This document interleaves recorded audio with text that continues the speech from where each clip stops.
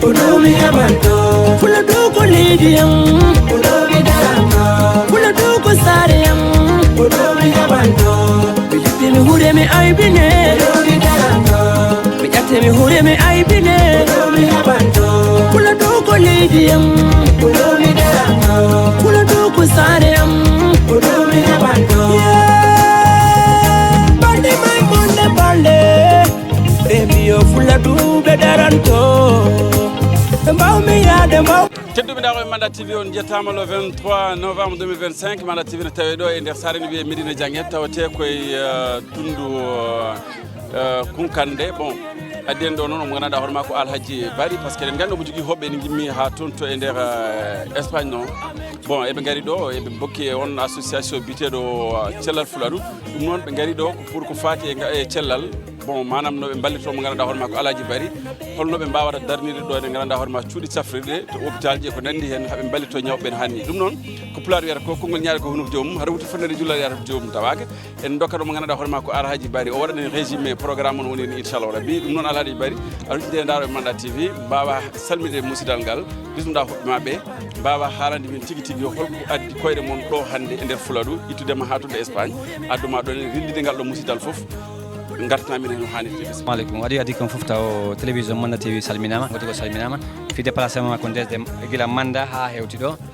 wadi gari kam fomi salmina partenaire be amben njatigi be men sela be amben ok ko kambe ari ko spécialement ko njatigi be ambe ari do pour wadde tagole pour affaire santé on ko hôpital me endo don do Médina Dianguet ar goldo ko pour mo be ndirgol kambe tigi be yayi yimbe ben yimbe tundu ben be ndara est ce que sibe haton jinni sibe buri hôpital ngal wala si hôpital ngal buri be dum non Allah wadi be ndari be analyse be tay vraiment population no buri hôpital ngal ko fotanga walitede be non be darto hen darde kelunde si Allah jabi sibe hoti a partir gila nyande be hoti ko on projet be jokata ben ma imori Espagne o do no imori Bilbao woni pays basco o do imori Valence lawra kay imori Valence jordi tammen Bilbao no be do imori Bilbao kanko Ardianam kanko ko Catalunya Figueras a 15 km de France kanko do woni wete do Arion.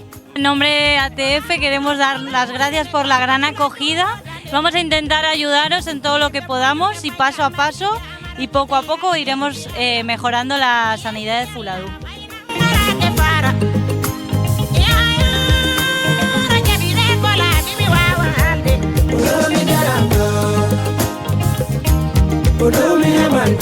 Puladuko Lidium, Udomi Darama, Puladuko Sariam, Udomi Abanto, Vijatimi Huremi Aibine, Udomi Darama, Vijatimi Huremi Aibine, Udomi Abanto, Puladuko Lidium, Udomi Darama, Puladuko Sariam, Udomi Abanto.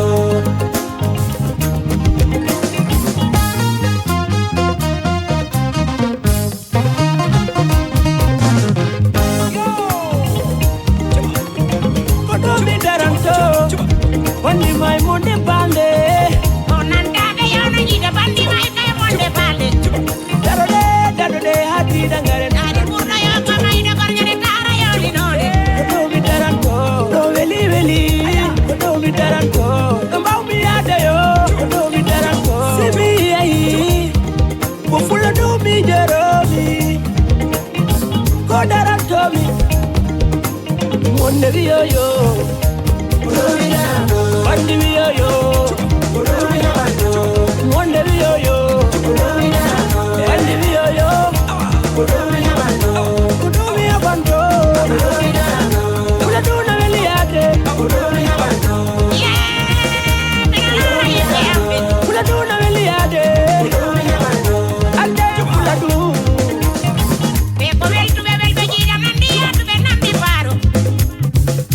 Kudumi abando, kudumi daranto.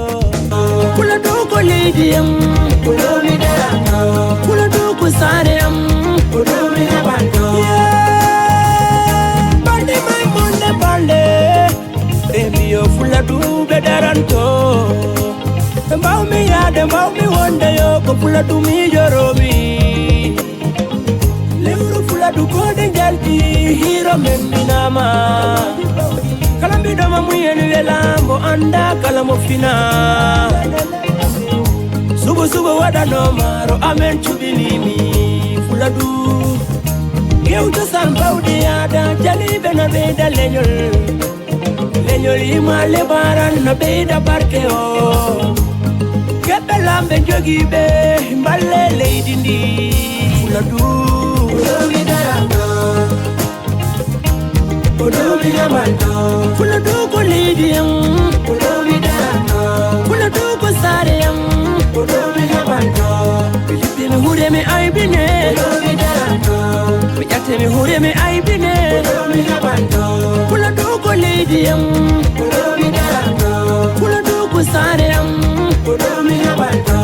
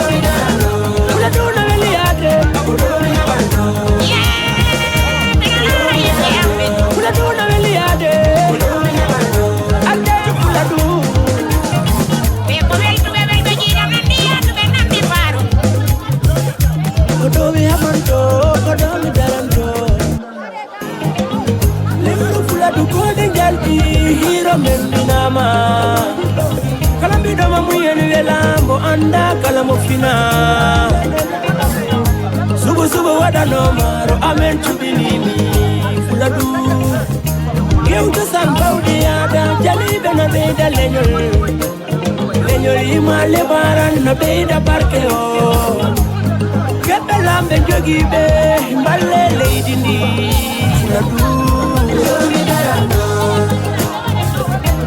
Fuladu yamanto Fuladu ko leidiyam Fuladu darando Fuladu ko sareyam Fuladu yamanto Filipino hure me aibine Fuladu darando Mijate me hure me aibine Fuladu yamanto Fuladu ko leidiyam Fuladu darando Fuladu ko sareyam Fuladu yamanto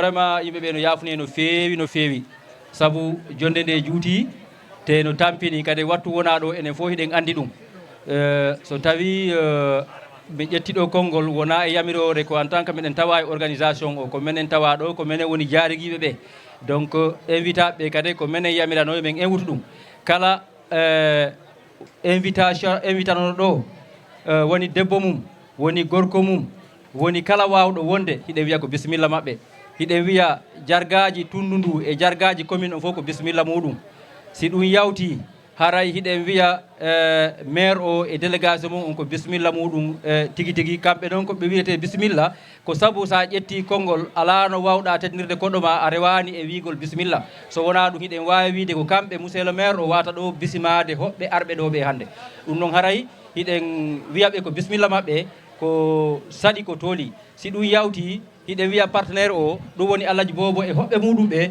ko bisimilla maɓɓe hatta mi haala ɗo histoire seeɗa e fi Alhaji Bobo wiyete mataw ko min miɗo ñara hoore an par ce que ko nene goto ko baba goto so tawi hande mi haali haala makko no wawi woɓɓe yaaha wiya ceerno en tant que politicien no waɗana Alhaji jaliyagal ɗum noon jarani no mataw no woodi arowo ɗo du moins si haala seeɗa e yidde makko e darde makko e anniye makko par ce que si neɗɗo waɗani ɗum ɗo addi ɗum ɗo ka mum no fota andinede vraiment no weltana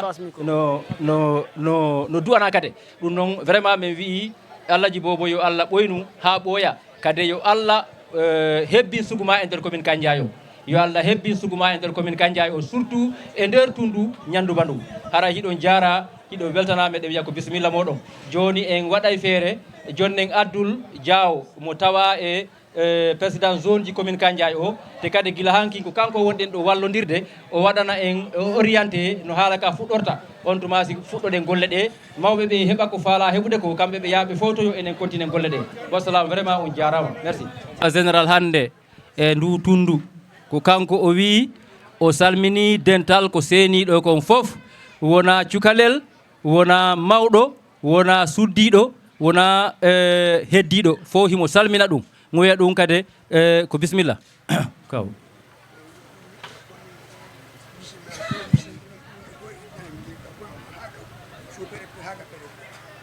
ɓe maaki kadi kala ko ɗo arɗo ɗo ko bisimilla muɗum kono ɓe tentina maire commune Kandiaye o ko bisimilla makko kanko e kala mo ardi ɗo e laamu kala arguɗo woni ko sous préfet woni ko préfet woni ko gouverneur woni ko ministre woni kala ko haɗo ha président de la république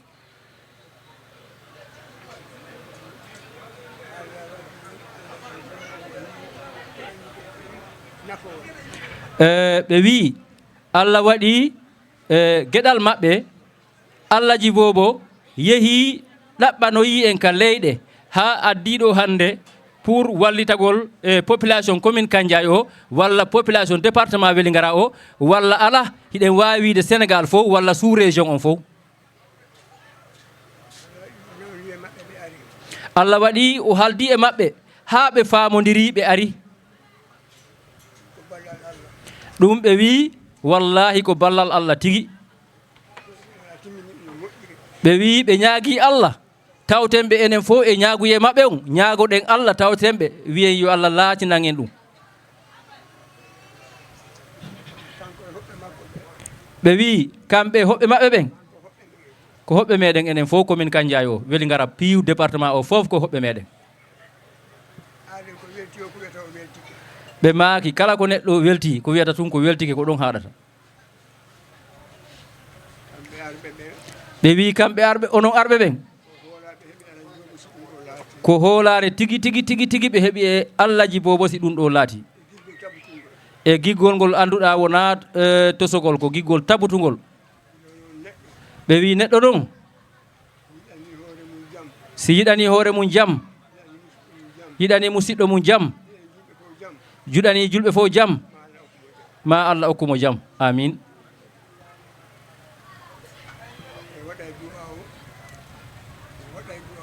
awa bisimilla ɓe wi en anniye to waɗen du'a o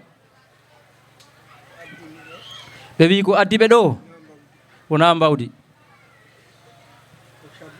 ko sabu ko ɓe ardi kon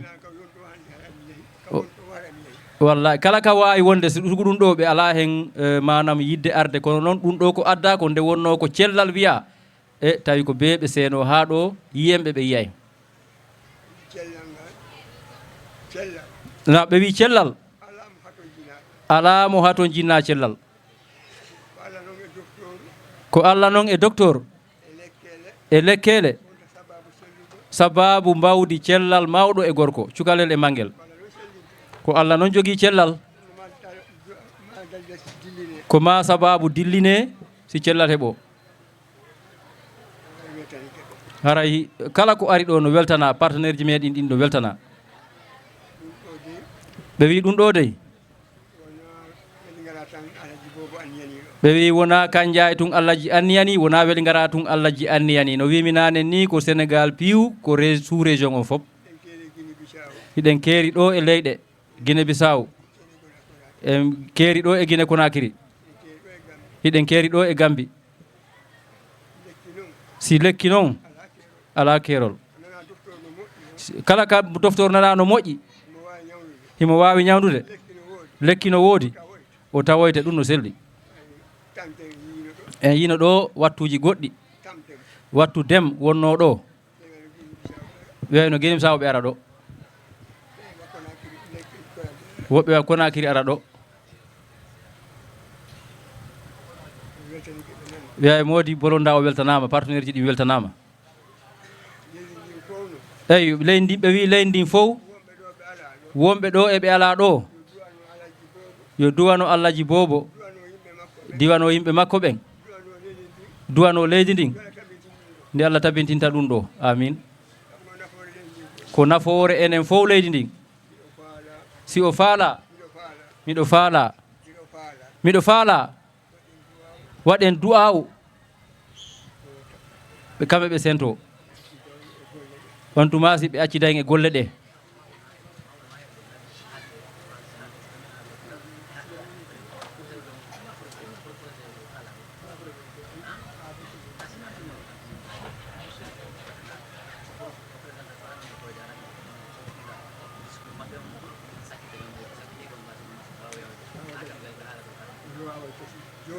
eyyo eyyo kaw wi joni waway muñitade ha si tawi ɓe jonnama konngol kamɓe partenaire ɓe fillike no ɓe arde ɓe ɓuura famude tigui tigui ko honno projet on walori on tuma si kamɓe ɓe sento enen heddoden e ko heddi kon bisimilla mon joni noon kaw ko be o koron men seeɗa haray men no men eɓɓiri ni sa wona bruit wona hunde men daara kaydi ndi men daara waɗiren noon sabu na waɗe taw duwaw kaw nde fuɗɗoten e jaam gaynen e jaam kaw sakkite duwaw ɓe maaki fiɓen anniye wawɗo duwaw on du'o mo wawata ɗum wiya amin fof ko e duwaw on tawa ɓe wi waɗen fatiya laabi ɗiɗi salatul fatiya laabi tati kala no Allah newnirta newo yo Allah newnan en ɗum ya rabbal alamina amin ɓe wi maaki bisimillahi debbo e gorko cukalel e mangel fof yo fewtan duwa on kala wawɗo waɗa duwa moɓe maaki on kala mo wawata wiya amin amin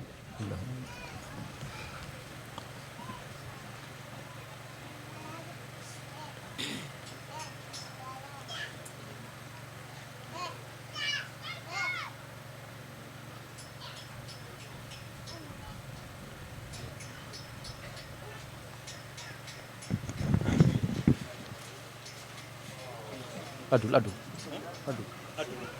Jauh. Voilà, monsieur le maire. Voilà. Joni yimɓe ɓe ɗeɗo seeɗa kono programme o yarde ɗo ko yarda o jaareki tekki ɗum haalanoni ɗo ko kañ fonno bisade yimɓe ɓe no deuxiémement o ICP min ne janguen hokkere parole o saɗon donc aleykum bolonda onon fof mo ɓe inde mo yettode muɗum yo lande si on hewtiɗo e jaam si ala heɓuɗo ko satti e ko hewdu argol ɗo haray mi weltike jaɓɓode nde jaɓɓiɗen men ndin mi wi on jarama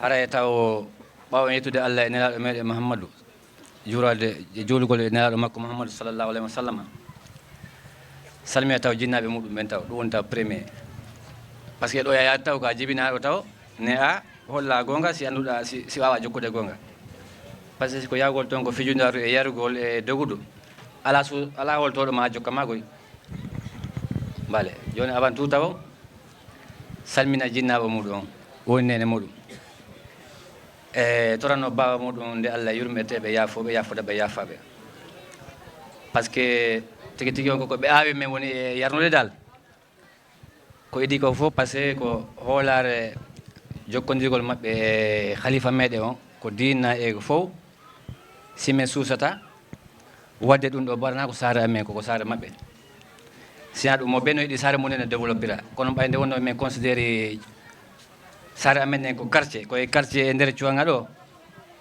woni fof tigi tigi on no hawrani men dal ok nenan yimɓe ɓawɗo Allah on okkuɓe cellal junnaɓe balɗe moƴƴina battane haray ko ɗum vraiment aray imam meɗen on no weltana ko kamɓe suusini men hoore maɓɓe sa ɗum bon ami jotako addugol wona oɗo ni sa heeɓi wona o option ɗo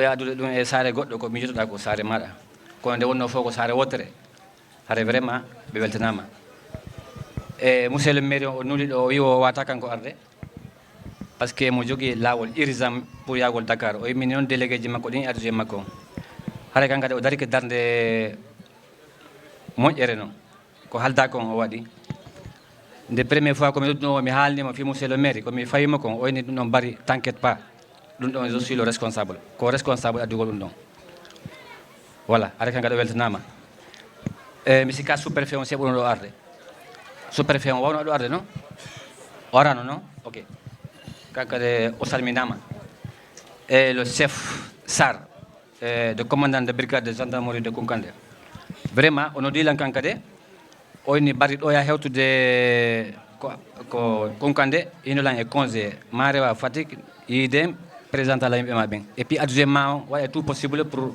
darano sécurité kankade o weltanama vraiment ok e surtout famille on bandiraɓe am ɓen kamɓe kadi o kado moɓe waɗi men ɗo ɓe betti men kamɓe kadi vraiment ɓe jarama buy haray avant ɗo en ay taw mi jonnaɓe partenaire ɓe am ɓen taw bon mi jonnata ko tan sumane par ce que e nder oɗo parti ɗo fof ko menen ɗiɗo woni ɓaleɓe koddiɓe ko kamɓe jeego si yesso si yawtoy ɗo après en détaillay ɗum ko hombo woni hombo ok kanka so salmini après ɓeɗo jonnen ɓeɗo ɓe présenta hoore mabɓe goto e goto et après noon continue noon discours moɓe addi on salamu aleykum wa rahmatullahi Voilà, merci beaucoup. Assalamu alaikum wa rahmatullahi wa barakatuh. Dental nene gotoɓe am baba gotoɓe am Fuladu. Allo? C'est-à-dire men sendinira hay goto. On fof men hiwrike on, miɗen weltano on, miɗen jarna on, déplacement mo on ara notagol men noddandu men noddi on ɗum sa wino mi wi nene gotoɓe walla baba gotoɓe en sendinirani couleur on ɓeɗo wona couleur ɓe daari sabu ɓe nangi men nene gotoɓe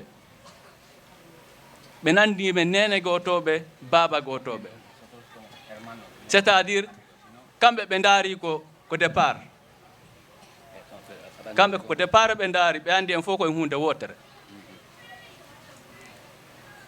ɓe nangi men nene goto baba goto min ara men présentant ɓe nene gotoɓe amen ɓen baba gotoɓe amen woni Sénégal fof wona o ma o jaɓɓogol jaɓɓiɗon ɓeɓegol meɗen welti boyi ɗum noon on jarama en ala ɗum nde yewtere nden hel mawɓen ɗo ala ko min wawide maɓɓe sabu kamɓe ko kamɓe min wiyata fof sabu argal amen cuwanga ɗo ko sabu maɓɓe ko ɗum woni sabu maɓɓe giggol wongol hakkude maɓɓe kamɓe e baba en amen baba en amen déplace to kumbaɗan ɓe déplace o cuwanga ɓe fotta ko lawol baba amen ɓe maaki inchallahu mi itanayi en ɗum ɗo emi ara wonen nokku gotum c'est à dire ala ko men wawata yi'ude ko welataɓe ɓuddintaɓe ɓernde en tant que kamɓe ɓe baba en amen wurani haray ko mamen rewa e maɓɓe joni min ala ɗuɗinde haala kam boy sabunati sina ɗum alhamdoulillahi rabbil alamina min hiwrike fof en yetti allahu subhanahu wa taala yo allah en torke allah nenangen ɗum ɗo sabunati hunde nden ko anni e allah ko newnani en ko anni e men on allah mo hulbayana ko andingol tun ko feññingol tun ko on tigui faala kon ko allah subhanahu wa taala on newnata enen ko albayana ko feññingol. Assalamu alaikum wa rahmatullahi wa barakatuh. Ok, mi jonde ɓeɗo e présenté hoore maɓɓe surtout kadi en salmini kadi golloɓe kon ko hôpital ɓe ko poste de santé ɓen fof spécialement kadi monsieur Diallo kamɓe kadi o darike vraiment darde moƴƴere hannde ko hankin ko minen fof ñallide ɗo ko poste de santé o heɓano gonga makko hay mottagol. Ok, kankade mo salmina vrai joni mi jonnan touba ko ɓe présenté hoore maɓɓe o baale ɓenga présentation vale luego das que se vea. Vale, solo le digo mi nombre es John. Uy, Hola, sí. Bueno, mi nombre es John y soy enfermero de España. Ok, ya dulu. Enfermero. Vale. Vale, tú ya. Hola, yo soy Nacho, soy médico en España. Ok, hoy o kanko ko inete ko Nacho ko médecin en Espagne. Y además, yo soy Jordi, médico en España. Hoy o kankade ko wi ko Jordi ko médecin en Espagne.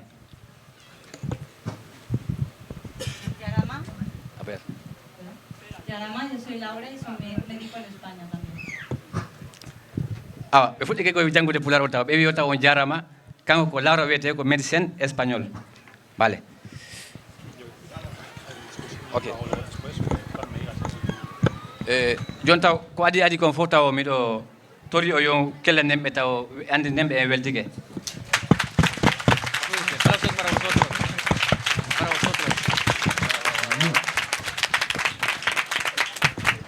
Ok.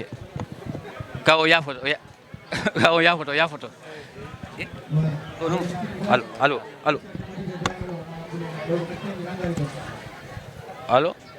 Allo. Kaw joni a waɗen feere joni mi yacon yaw mi walla on feere yawe joni adul walliɓe o accuɓe kam walliɓe ya woto ɓenawne ɗo allo venga no sé el micro el otro Se lo daba, lo tenía que chico. hola allo allo Dua waɗama joni wawa cikki ɓe ɗum ɓe wawa kaw fale ɓe walla oto mi tampi on ɗo galal ɓe wi ɓe wawa tikki allo ok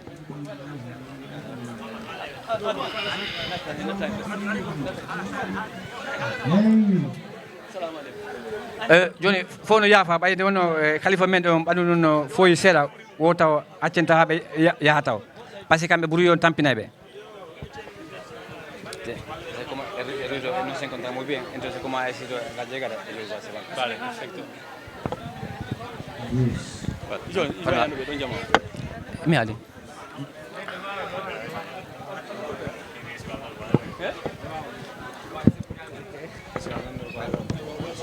ya lo podemos quitar, y luego eso ya lo llevaremos mañana. Bueno, ¿sí? Vale. ¿Lo quitamos? Sí, podemos quitar.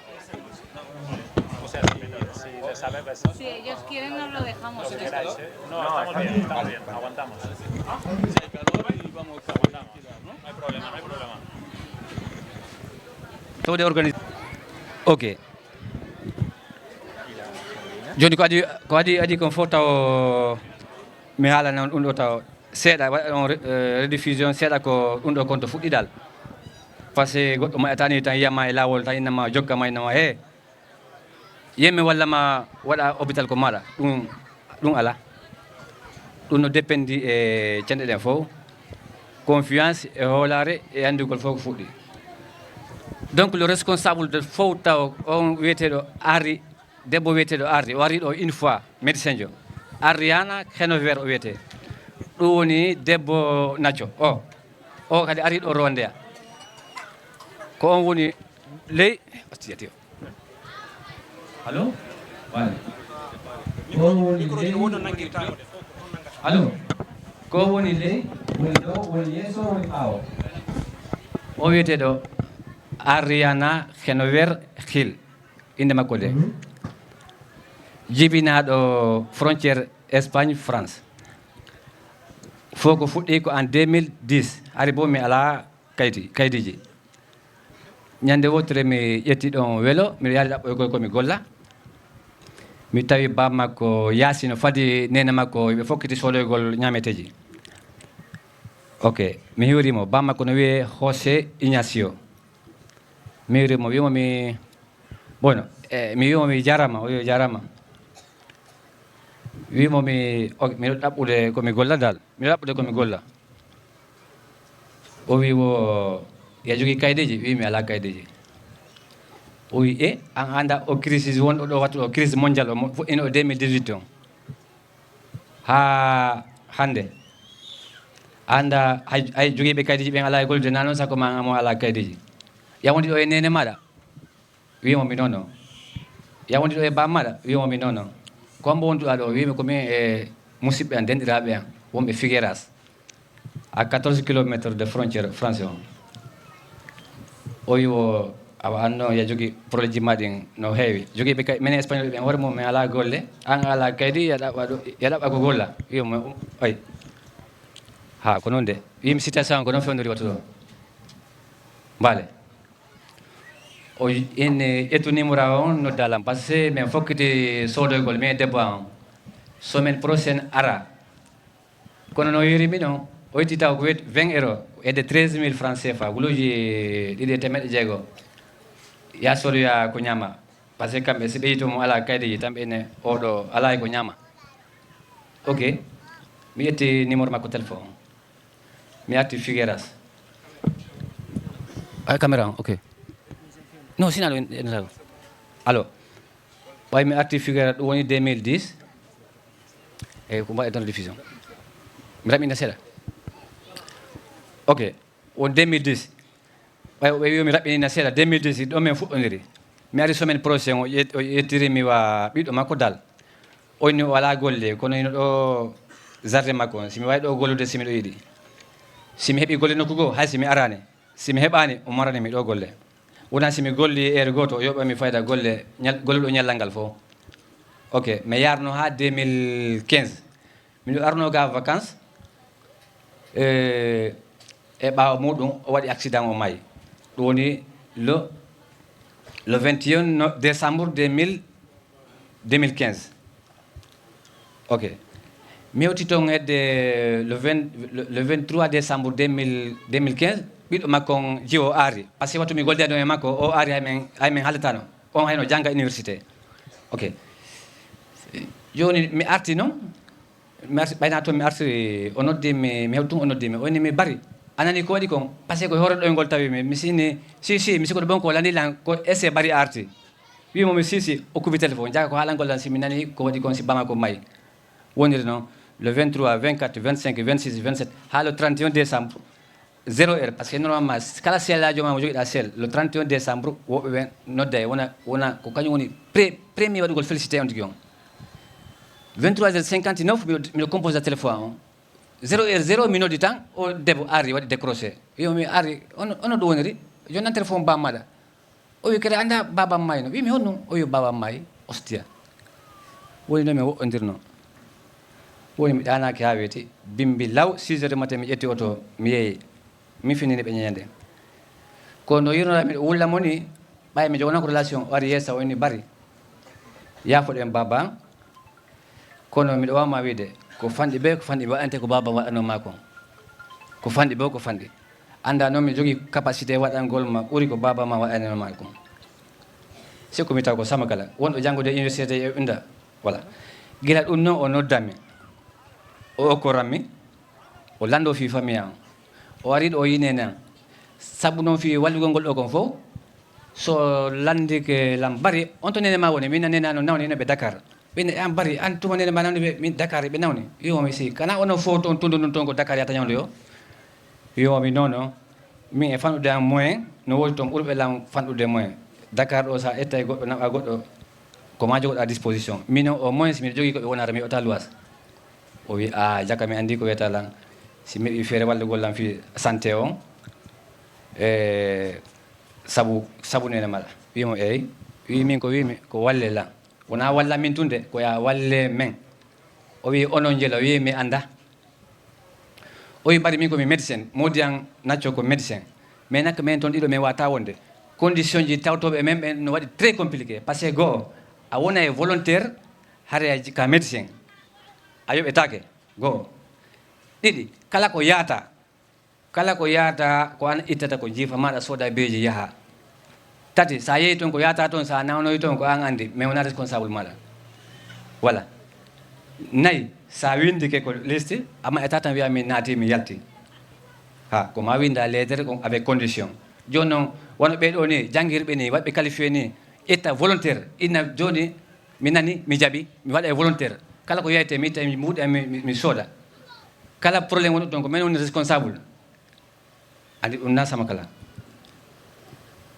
joni noon ɗum woni noon e John Jordi e Laura ɓeyni ɓe waɗi volontaire tawta ɓe ɗo ɓe wallami famille on e tundu an ɗum donc ko ɗum woni lawol maɓɓe addugol ɓe ɗo haray ɓeɗo Laura e John e e Jordi ko ñande alkama somi meeɗi ɓe yiide yitere mais haaldani par connexion kono ɓe o tato ko ñande alkama sanko aéroport mi meeɗi ɓe yiide ko ɓeɗo min andodirno kono ko ɓeɗo waɗi volontaire tawta e ɓeɗo walla famille on pose ko ɗum hewtini ɓeɗo ɗo ko noon sikki tigui on ɓuura ɓenigol haala ko noon ok joni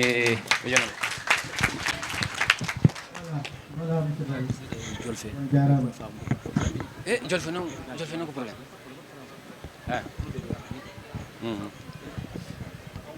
joni an haal français oɗo haalno français pour joni ɓayde wonno ko pularo wonno mi haalde mais joni ɗo goɗɗo oɗo français walla olof nantina monsieur le médecin ok joni comme watata oy basir awar walla Mamadou acca haal ɗon directement komi haal ɗo kon kono a tun rediffusion allo fi ɓe on nana raɓini nani noon allo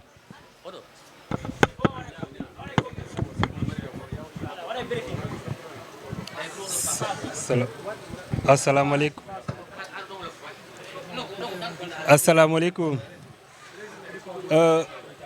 ñu ne ma résumé pour ñeneen ñi ni jëggal pël pour comprendre pël dafa ne histoire bi dafa gudd fu mu ko jëlee dafa amuloon liggéey dem ba uti liggéey looloo tax affaire bi ñëw ba fii donc certes que pour ñu gën a gaaw comprendre li mu bëgg a wax parce que dañuy résumé lu mu wax noonu nee na nag si ndimbal bi yëpp dafa commencé si yaayam parce que yaayam mooy feebar mu yóbbu ko Dakar xaritam jigéen moom médecin la ak jëkkëram mu ne ko ah léegi nag man naka laa lay dimbale si loolu léegi nag mu ne damay indi li may dimbale pour ma dimbale la man kese munuma looloo tax mu ne leen léegi la jeudi la gis John ak kële nu mu tudd encore ak Laura les jeudi la leen gis bët ak bët parce que moom dafa nekkoon di gis ñooñu si vidéo si appel vidéo léegi nag ku ko dimbale mooy xale bu jigéen bu mu xamoon xale la woon moom nag nee na day dimbal mu ne ni ñu ñëw dimbali ñu ñun ñëpp du man kese si loolu la pour projet bi ñëw ba fii léegi nag nee nag moom avant ma koy yóbbu fenn avant muy def loolu moom kese pour moom kese loolu tax mu ñëw mu ne koy da koy delloo Fuladu loolu tax mu am association nee na Cellal Fuladu c'est bon voilà ok voilà ɗo ay taw ko mami waɗa taw mi jarana en aari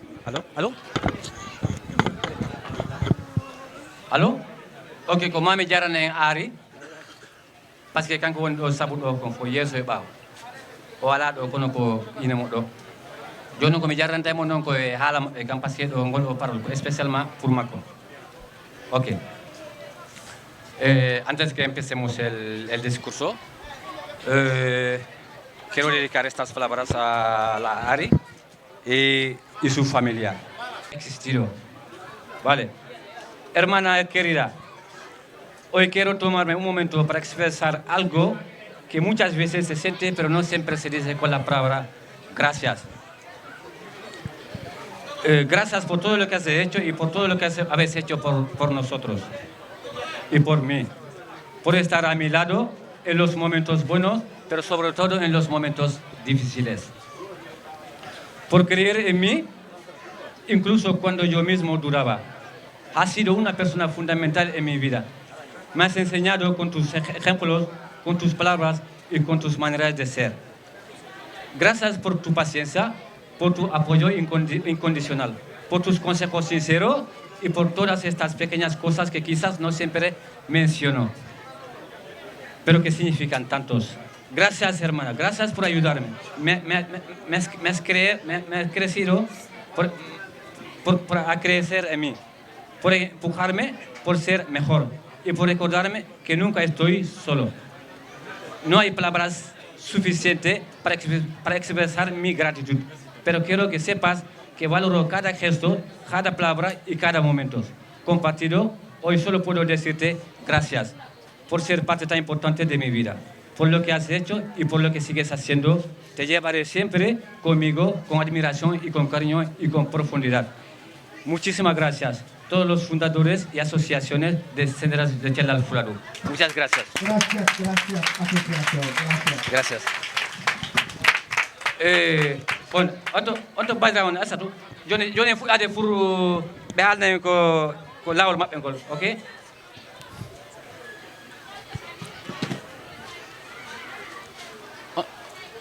On to nene woni non nene kanko jogui nam pour onon, ok Mamadou. Donc ɓe haalay français, ɓe haalay espagnol, nene jangga en français, Mamadou a traduire en pulaar. Présentation joni woni e fuɗɗade projet ko addi ɓe kon fo jento yaafo ɗon.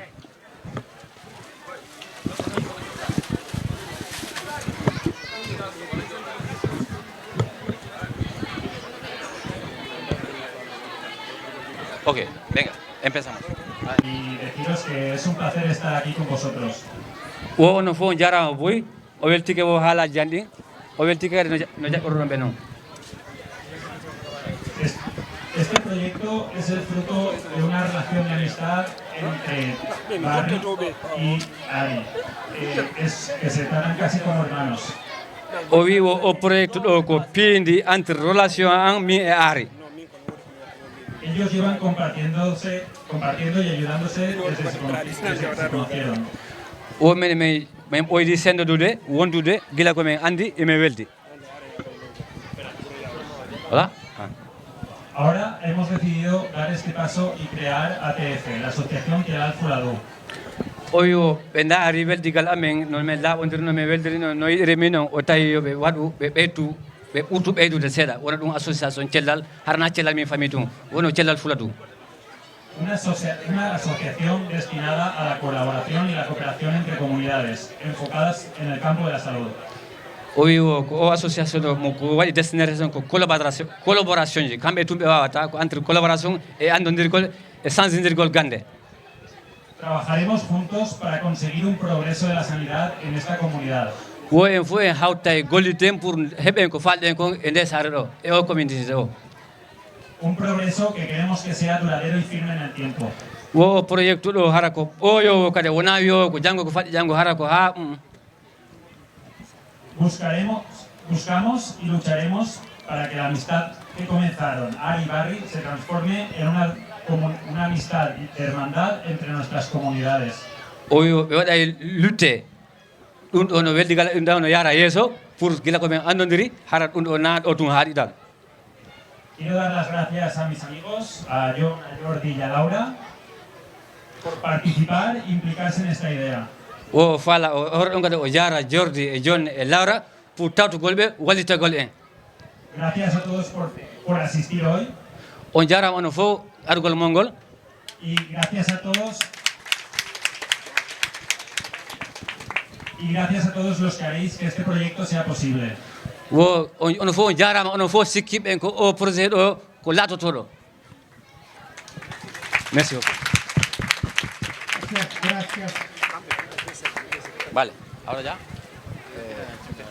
Empiezo yo. ¿Quién empieza? Vale. Ok. Al francés. Oyata. Iyata. Vale. Ok. Ahora aywa jang. Salmina goto fo inde mum e yettode mum. Dental ko jooɗiɗo ko. Hay goto meccani. Merci à la communauté. Merci à la communauté, aux chefs traditionnels, aux autorités locales, au personnel de santé, à la population et à toutes les personnes présentes d'aujourd'hui. Ok, Mamadou.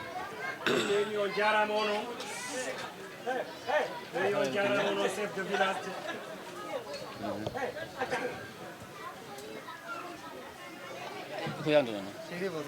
Allô? Réunion Diarama, chef de village, autorité locale Ardedobe, et personnel, Wabelo présent, Hande, Ardedo Hande, Réunion Diarama.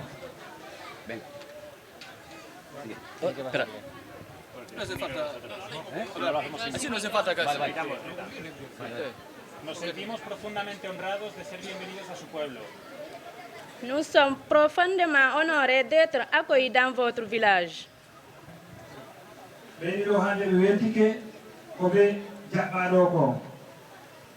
Venimos con respeto, humildad y con la voluntad de trabajar juntos para mejorar la salud y el bienestar de todos. Nous venons avec respect, humilité et la volonté de travailler ensemble pour améliorer la santé et le bien-être de tous.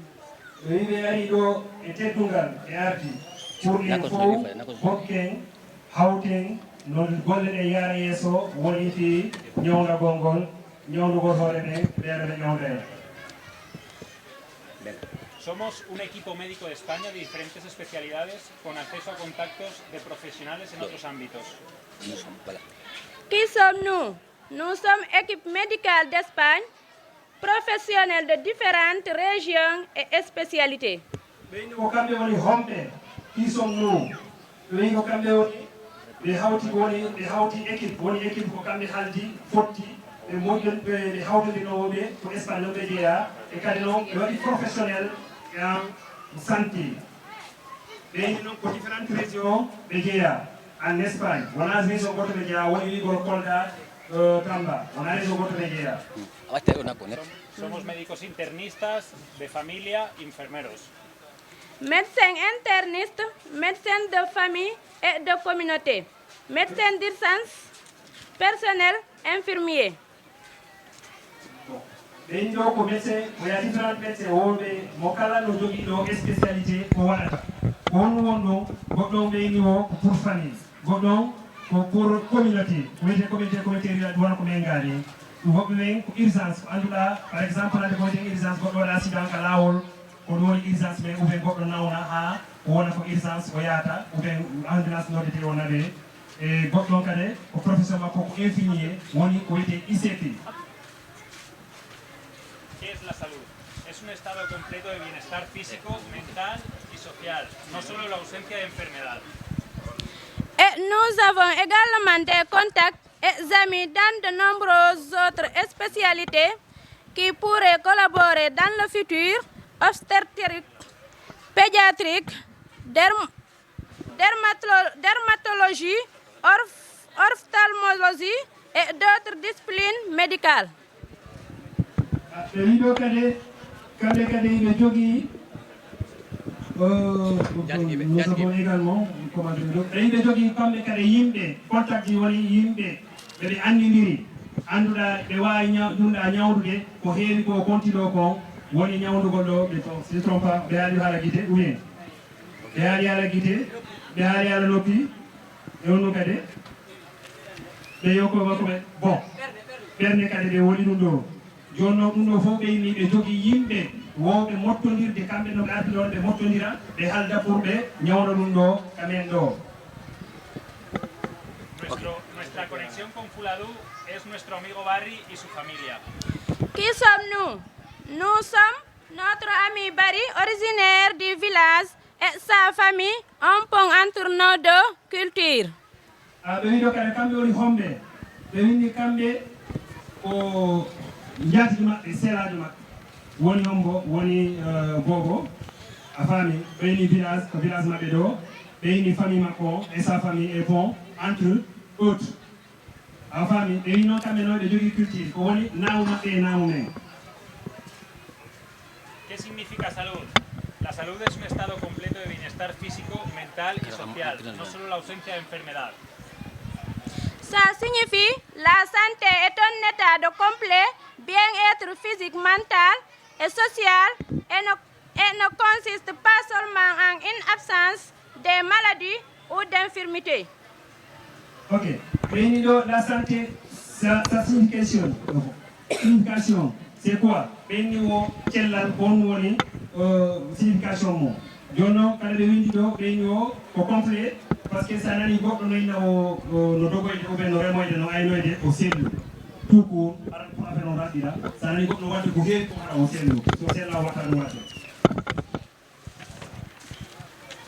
¿Qué es la cooperación en salud? Trabajar juntos para mejorar la salud.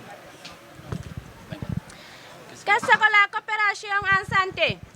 Travail conjoint pour améliorer la santé et le bien-être de tous. Eni o wonu ko collaboration be fala woni collaboration enen kade ko honno wawden wadde bay wona wiigol ko kambe tum hande ko honno collaboration ko kambe be adda ko dona ko jonna be jonna on wonno kade pour travailler conjoint améliorer la santé pour nyawna gongol yara yeso bay na kambe tum ande sigati do ko bonata e ngati do boni jango be aroy be non to woni inde ko do ettuna dum boni dum no be wata abde courage wala goldo ko woni collaboration ko yimbe adde hay sen ala ko sen addi dole men e gandal men ngal yahay.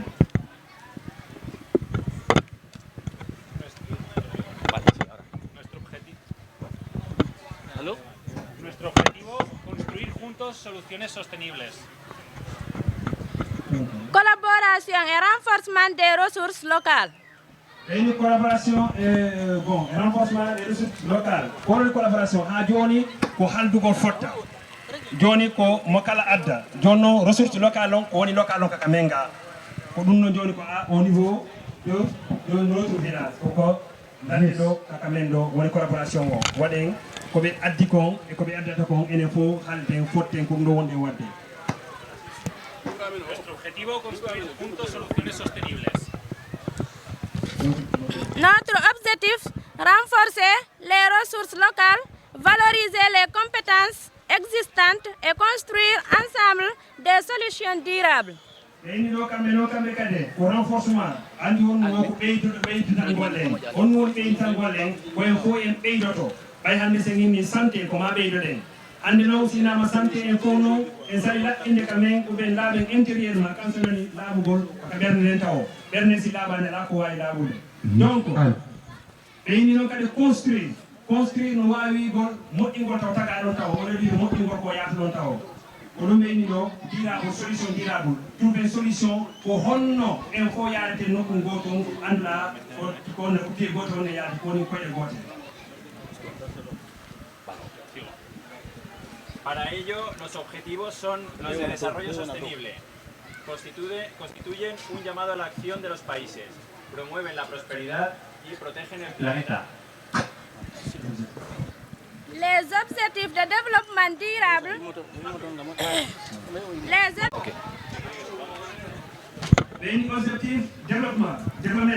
Donc, joni en fo ko pour ɓeydoɗen ha joni sonan développement ko ɓeydoɗen joni honno ɓeydotoɗen ko en faut en notinira ko l'action tous les pays wona enen tum woni pays joguiɗo kalis mo ala kalis par exemple ici ɗum woni village joguiɗo e mo ala fof koye mottonir par ce que so ini pays ɗo fof en rencontre ko village ɗi fof koye mottonir joguiɗo mo ala pour hawten wona collaboration wo hawten en fof wonen miijo goto e golle goto pour yara yeeso.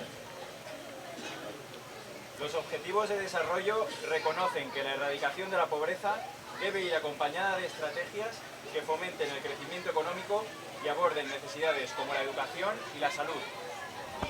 Les objectifs de développement durable, ils reconnaissent que mettre fin à la pauvreté doit aller de pair avec des stratégies qui développent la croissance économique et répondent à une série de bons biens sociaux, notamment l'éducation, la santé, la protection sociale et les possibilités d'emploi, tout en luttant contre le changement climatique et la protection de l'environnement.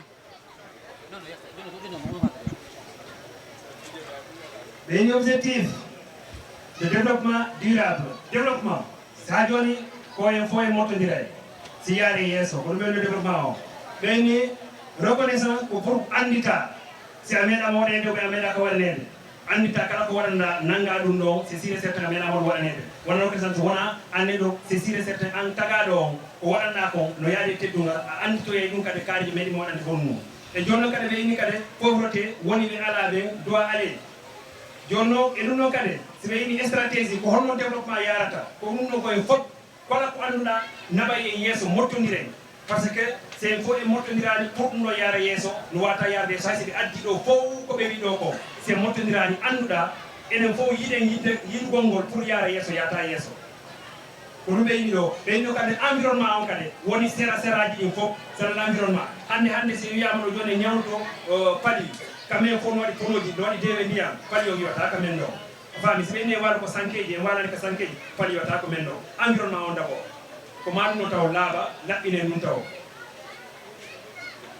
Según datos de las Naciones Unidas de Senegal, la mortalidad materna y de los recién nacidos es muy alta.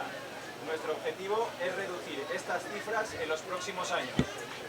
Les dates de l'ONU en 2023 au Sénégal, la mortalité maternelle et les bébés qui viennent de naître est très élevée et notre objectif est de réduire cette chiffre dans les prochaines années.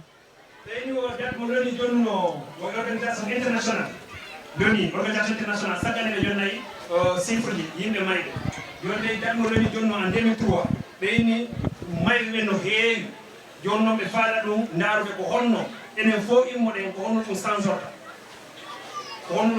parce que ko loni joni organisation internationale joni pour joni kambe kade be fala dum habade en fowno en hawtay pour habode dum dans les prochaines années way année aroji doji woni duubi aroji mo kala si wiyama do na hande dum gasata hande si wiyama dum habete c'est sûr certain na hande gasata do na jango na fatti jango ko jokkete ha nyande wiya gasi do les prochaines années.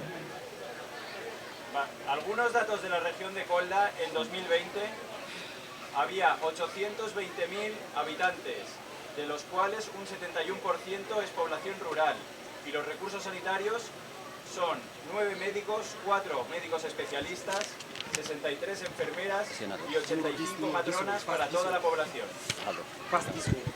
En Espagne, il y a 430 médecins à chaque 100.000 habitants. Et ici au Kolda, il y a 1,1 à chaque 100.000 habitants. 2023. En 2023. Béni Espagne, Béni no wodi kambeton 400 temenay e capantati médecin chaque Béni mokala ender 100 000 c'est combien buluji temedere tagado jonno enen do ko wadi akolda beni do ko 1,1 à chaque 100 buluji temedere tagado en 2003 jonno ko dum ndari be inni ko madum habe. ¿Cuál es la importancia del poste de santé? Es un acceso a la atención primaria, la atención materno-infantil, la prevención y la vacunación. Contexte du projet. Ce poste de santé dans votre village joue un rôle fondamental, accès aux soins primaires, soins maternels, infantiles, prévention, vaccination. Le contexte sanitaire de la région de Kolda, vous voyez le contexte sanitaire en région de Kolda, en population totale.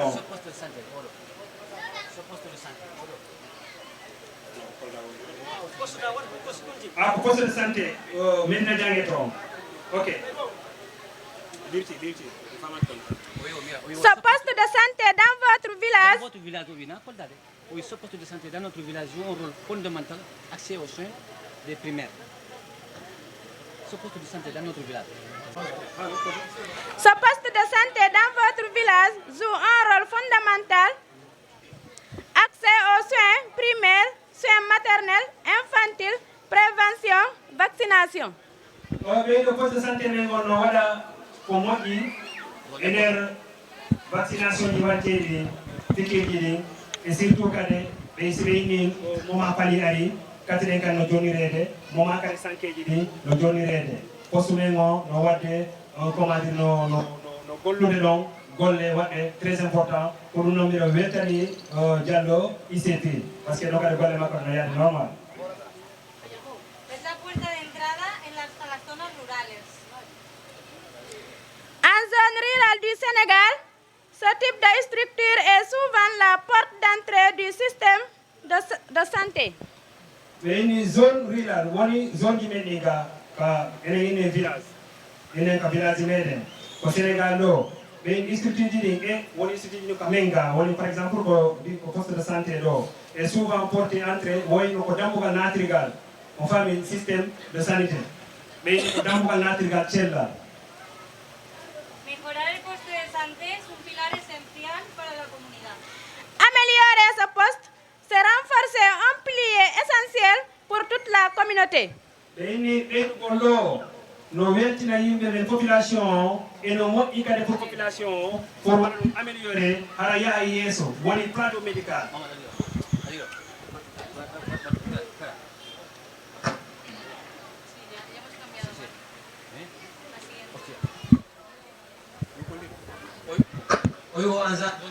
Ce type de cette structure est suivant la porte d'entrée. Donc, pour améliorer ces postes de santé, c'est renforcer un pilier essentiel pour toute la communauté. Pour renforcer le poste de santé, pour doigal walga hitude, et aux communautés. Doigal. Las necesidades que hemos observado son las mejoras que hemos podido identificar y podemos explorar de forma conjunta. Besoin d'observer, voici quelques domaines d'amélioration que nous avons identifiés ou que nous pourrions explorer ensemble.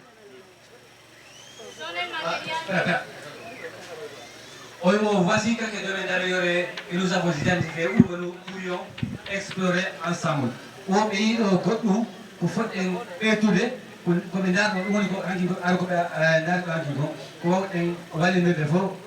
ensemble.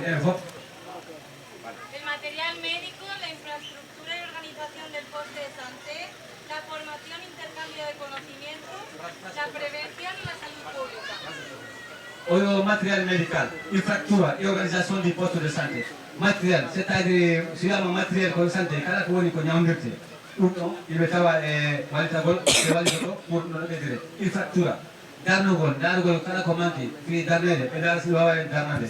Formation et échange de connaissances.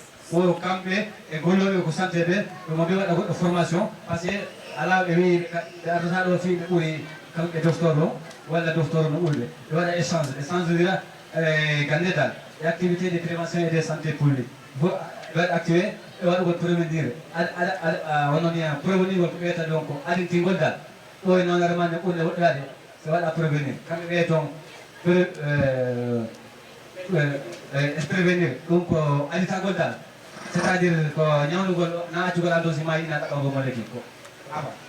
Ok, les actions de prévention de la santé publique. ¿Qué os gustaría mejorar? Queremos saber vuestra opinión. Para ello hemos preparado un espacio donde todos podéis dejar vuestros comentarios y sugerencias. Oyo, comme vous avez dit, nous aimons vous améliorer, mais surtout nous voulons connaître vos avis. Ok. Et à qui nous avons quand nous avons des caméras qui font la commune à nous faire. Il va être intéressé à nous voir mieux médecin. Ok. Comment vous améliorer? Vous pensez-vous quand nous avons état golo, quand nous avons médias, faudra renforcer dans le poste. Harako faut étudier au poste. Nous avons des caméras qui machine radiographe. Il n'est non intéressant. donc non ko ɗum vale hasta aquí et la vale sigue falta todavía, ¿no? Podéis escribir y hablar en vuestra lengua materna, el fula. Ok. Hoy, pour cela, nous avons préparé un espace où chacun peut laisser ses commentaires et suggestions.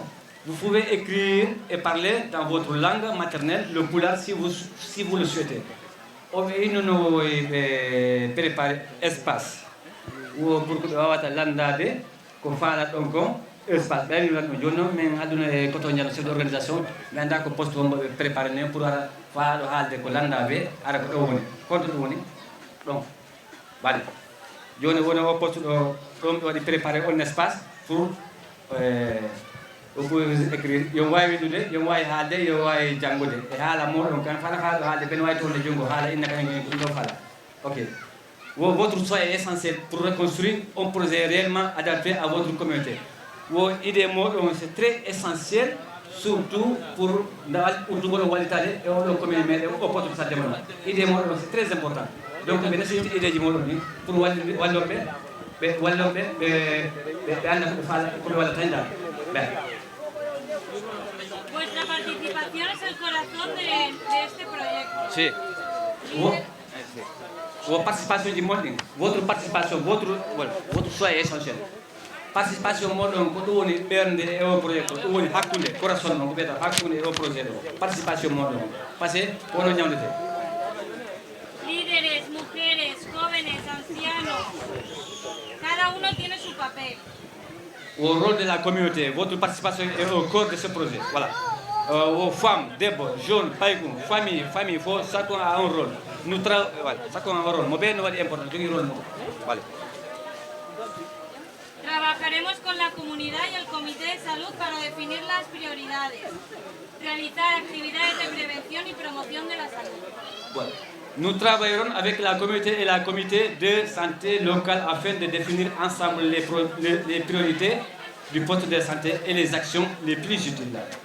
Oui, nous avons gollida ene fo hawtay golle e o comité meɗen e o santé meɗen pour dare no avancira surtout priorité ji ɗin ko ɓurɗen sokkolde ko e o poste de santé ɗo voilà les actions les plus essentielles c'est-à-dire ko ɓurɗen ɓurten sokkolde ko parce que so addi o matériel en sokola ɗum ɗam taña fof c'est-à-dire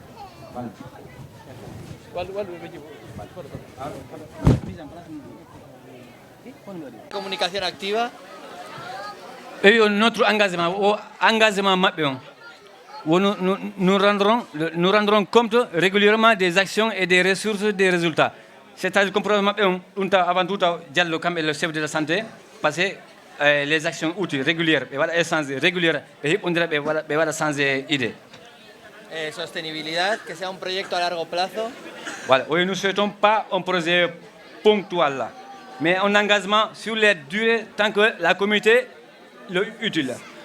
ɓe wi o kamɓe ɓe ñagaki un projet daɓɓo dal ɓe ñagaki un projet daɓɓo c'est un engagement de projet juutuɗo ne yen considéri yen sokoli.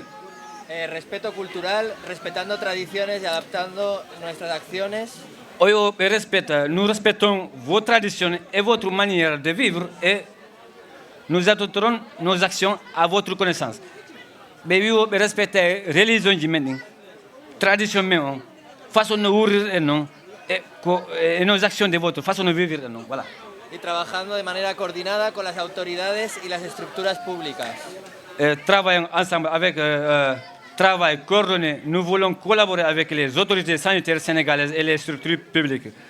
ɓe gollida e les autorités France sénégalais ɓe ɗum woni hoore de la santé de Sénégal et des structures publiques et il faut que la darnete e nder public.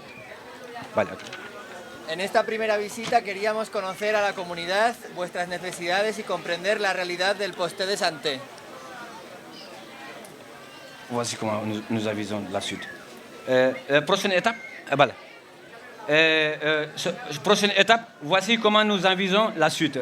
La première visite technique, celle que nous réalisons aujourd'hui pour rencontrer la communauté, écouter vos besoins et comprendre la réalité du poste de la santé. C'est-à-dire, ko ɗum ko ɓe premier vision ko andugol ko sokkolɗen e ko fodduɗen. Hacer una evaluación conjunta de necesidades, un plan de acción y una implementación progresiva de las acciones y la reevaluación. Voilà, évaluation conjointe des besoins prioritaires. ɓe waɗa ɗum ɓe valora sokola men on ɓurɗo hittude on. Et élaborer un plan d'action partagé avec la communauté le comité de la santé et les autorités sanitaires. C'est-à-dire collaborer avec le plan de partager des essences. Avec le plan de communauté Fuichelangal. Ya es la última, ¿eh? Es la última de esa página. Vale. Final. Estamos aquí, este proyecto nace de una amistad sincera entre Senegal y España. Otro proyecto premier en français. Ce projet est né d'une amitié sincère entre le Sénégal et l'Espagne, grâce au lieu de profond que notre ami Ouonimi entretient avec son village natal. Le projet entre Espagne et Sénégal, Vale. Estamos aquí para caminar y crecer juntos. Gracias por permitirnos ser parte de esta hermosa aventura y acogernos como miembros de esta comunidad. Nous sommes ici pour marcher à vos côtés, pour grandir ensemble, pour faire en sorte que chaque membre de votre communauté ait une meilleure chance de la santé et de bien-être. Pour yadugol e meden, e binde meden, janiden ene fo ensemble e bange Thiellangal. Y ya está, ahora está.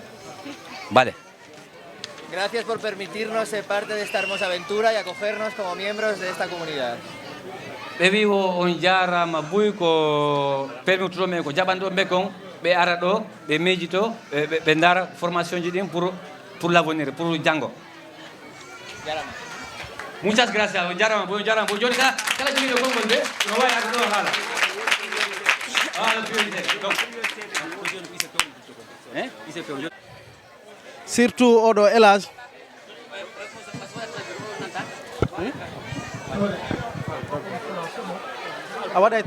la connaissance que nous vous accueillons aujourd'hui dans notre communauté à l'occasion de cette visite de site qui précède le don médical et que vous envisagez à offrir à notre poste de santé.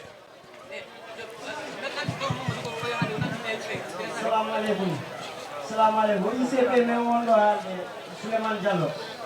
Vraiment oui, o weltide buyi wona seeɗa.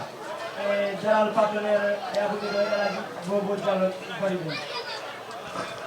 Votre présence sur le terrain est pour nous un signe de force. Elle montre que vous ne vous limitez pas à nous donner, mais que vous cherchez à comprendre nos réalités, nos besoins et nos priorités réelles. Oui, aral mongal ka poste santé ɗo ala ka haaɗi e makko andugol kadi faale wallugol yimɓe ɓe. Cette approche participative est essentielle pour chacun de ces appuis soit durable, réel, bénéfique pour la population. Kadi o wi yimɓe ɓe goto be goto wakkilagol mugol e darde muɗum no sohla e poste santé o. Notre poste de santé joue un rôle vital dans la vie de la communauté.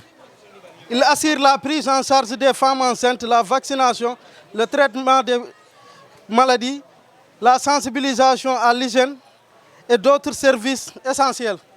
Oui, poste santé meɗen joue un rôle fondamental, c'est-à-dire on ɓurɗo tendude e population. Côté vaccination, contre ñawuji ɗi, ha e côté palu o. Côté sensibilisation comportement o fof ko poste santé no joua e muɗum. Allah e ballal ASC ji matronje ICP sage-femme partout. Cependant, nous faisons face à plusieurs difficultés concrètes. La communauté de Médina Diagnète soumet les doléances suivantes afin d'améliorer la qualité de service du poste de santé et garantir une meilleure prise en charge des populations. Voilà, o wi kadi poste santé o no wondi e caɗele heewɗe no heewɗe e ɗum ɗon e wondude caɗele ko ma haalen fof ko wonduɗen ɗon caɗele ɗe wonduɗen haa ɓe wawa en wallude pour santé moƴƴo et avancement moƴƴo côté Thiellangal. Première des choses, la construction d'une maternité pour assurer la suivi adéquat des femmes enceintes et des accouchements dans des conditions de sécurité. o wi o vraiment e nder gogo haalgol ɗum ko sohol en kanko mo ñaagui ɓe walla en maternité hara andanama rewɓe e worɓe ɓe ga ñawdoɗo no waɗi séparé no settodiri rewɓe ga ñawdoɗo ko feere worɓe ko ñawdo ko feere hara ko pour ɓe wawe joppitede normal. Deuxième point, acquisition d'un appareil d'échographie pour améliorer le diagnostic prénatal et réduire les références vers d'autres structures éloignées. mo ñaagani en wo pour pourcentage ɓe walla en échographie surtout déforé ɗuɓɓen pour wawe hara au lieu ɗo windanede ɗo wi waɗa écho kunkanne walla jawɓe walla nokku go woni sumna essence hara ko ɗo on ndi watta mo ñaagani en ɗum ɗo kadi. Troisième point, la mise en place d'un mini-labo permettant de réaliser des analyses de base ou un bilan prénatal pour femmes enceintes. Voilà, o wi kadi mo ñaagani labo andi woɓɓe jeeɗo fere kana wiyete on analyse ay kunkanno mi analyse mo ñaagani on labo pour heɓen ɗo labo ara wawete programme hewɗi ɗi sa waɗi ɗum hésité a wawi wadde analyse a moƴƴa hokkeɗa résultat ma o pour anda no continue traitement makko. L'installation d'une source d'électricité stable, indispensable pour le fonctionnement des équipements médicaux et pour la sécurité des soins. Oui, yen andi hande si tawi haalama cellal tan courant no woni yeeso e ɓaawo par ce que si courant ala ɗo rek yaata no mo ñaagani e kadi ɓe wallu e courant timmuɗo hara na courant kumpaɗo wacca ɗo soit modèle walla panneau jara ko courant wawɗo jogade programme ɗi fof. Accès à une source d'eau potable nécessaire pour l'hygiène, le bon fonctionnement du poste.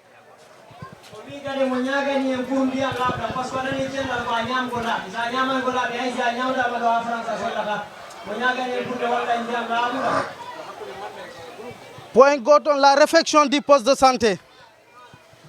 o wi kadi ha joni mo ñaaguiɓe ɓe walla en poste santé o no fandani en no construction no fanɗi hay kadi o nawi moƴƴa wona seeɗa joni noon e ala moyedi no fewni mo ñaagani en wattu poste santé o ha moƴƴa pour wawen ñawdade par ce que si a yaada ka ñawdotoɗa ɗo haɗa ɗo ɗo weluma no foti a waway heɓde cellal.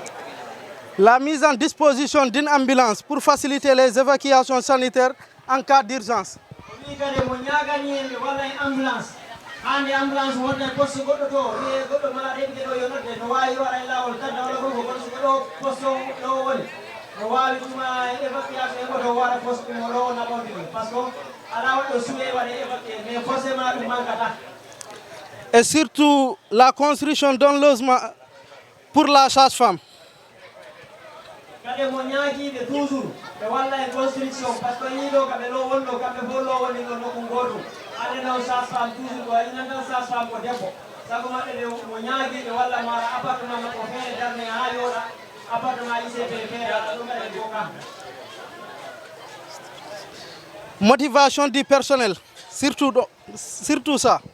kadi o wi vraiment ha joni mo ñaagui par ce que golloɓe ɗon ɓe ɓe ko joggugoro wona okkede ene fof en andi tampere nden no muusi o ligganagol hoore muɗum don noon neɗɗo ka liggoroɗa ɗo sago ma ko ɗon heɓata mo ñaaganiɓe si ɓe wawi heɓde feere no ɓe ɓeydananaɓe goɗɗum ara si poste avance ha ɓen kadi avance vraiment mo ñaagui ɗum kadi. C'est dans ce contexte que ce appui médical vient répondre aux besoins réels et urgents. Ce dont contribue à améliorer la qualité du service, renforcer la confiance de la population envers les services de santé, réduire les évacuations coûteuses et surtout sauver des vies. Voilà, oui. Ɗum no tawa e inde projet argol ɗo go par ce que ɓe wi ko wallugol en no ñawdoron en a faami ɗum no tawa e muɗum fonno principal don noon ɓe wi mo ñaagiɓe toujours ɓe walla e pour ɗum avance a moƴƴa ha ɗustana e frais ji ɗi par ce que hande hande goɗɗum ala ɗo arɗo o wiyete yawtinemo fele gara o a tawa e wonde des fois joma mala ɗum pour yawtina ko caɗele par ce que ɗum action ji fo waɗa e goɗɗo adda ɗo malade haɗa yawtingomo ko poste santé o ƴettata frais muɗum wiya e naɗum yawtina malade ma o ɗum noon ɓe ñaagi si tawi woni avancement waɗi ɗo a tawa innaka yawtinta kono hewata. Nous saluons aussi la collaboration entre les autorités sanitaires, les relais communautaires, les partenaires techniques et financiers et l'ensemble. Nous pourrons relever le défi du développement sanitaire. Voilà, on dit aux jari population fop, surtout les bolés de la baie. Voilà, ASC relais matron fop parce qu'on a fait. Si t'as vu votre nom de galé, vous dites que nous avons remonté. Si t'as eu information, moi je n'ai pas. On a eu beaucoup d'informations. Il y a un hôpital. On a pas mis qui m'a parlé au campagne. On a eu des graves. Moi jari bouille na sera. Vraiment, il faut que nous kilo. Naora ni yeso parce que goto wawata kanko ICP polo wawata médecin chef wawata ko ma collaboration wayi dum nabbe c'est-à-dire ko ene fop wayi dum nawre yeso dum no yalla wawne nabbe dum yeso. Je tiens à vous assurer au nom de toute la communauté que nous nous engageons à entretenir et à vouloir valoriser le matériel qui sera mis à notre disposition. Nous veillerons à sa bonne utilisation dans un esprit de responsabilité et de transparence. Voilà, on vit vraiment à Jolo Medahen parce que mon yagi wa fulwana seda. Parce que matériel a donné le nom, ma autopsie comme no be wirni. E wakini inshallah be topito do mon hani no wala mo traité no hani no be topito do no hani no pour ha wawa yarde yeso. OK, monsieur et madame, votre visite aujourd'hui n'est pas seulement une formalité. C'est un moment de partage, d'écoute, de confiance mutuelle. Elle marque le début d'un partenariat solide, durable pour la santé de nos populations. Premier entre relation et partenaire espagnol et les postes santé météo. Au nom de toute la communauté, je vous dis merci. Merci pour votre générosité, votre engagement et votre proximité avec les réalités du terrain. Je vous souhaite une excellente visite et beaucoup de succès dans votre mission. Je vous remercie. Merci de votre attention.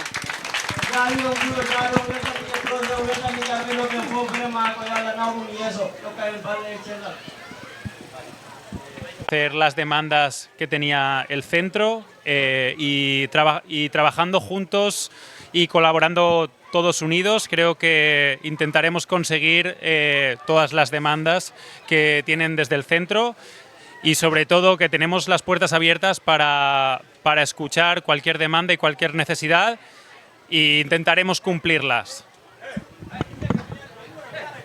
Vale, ɓe prima voyage on ko ɓe arno ko darugol komi woni ɗon e ko poste de santé amen ɗon e andugol o kono ɓe oɗo ko domandi kon siko jan wona ko sattoyta e maɓɓe dal soño maɓɓe ko wonno ndiyan konto meji kon ɗum koko wonata gonga dal o salmini kanko médecin o jaɓɓo makko gon kono ɗum ko landi kon ɗum ɗon ko petit chose pour maɓɓe. OK.